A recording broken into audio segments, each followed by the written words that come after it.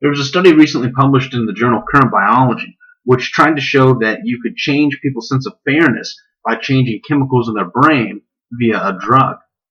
So in this study, 35 people came to a lab twice. During each trip, they would take a pill at the beginning and then be given a sum of money, and they simply had to divide the money between them and someone else. So if they were given $10, they would decide, maybe $6 for me, $4 for you, whatever.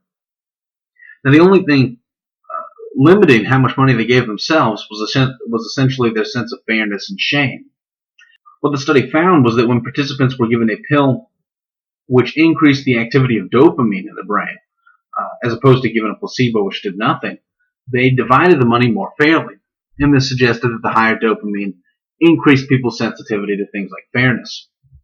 So this is pretty interesting because certainly the idea that brain differences cause differences in personality isn't new, but the idea that those brain differences are so easily changeable is.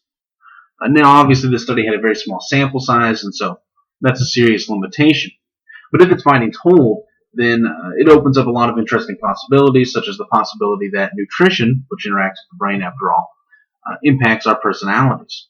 It also suggests some pretty funny ideas for how we might think about changing who we are in the future.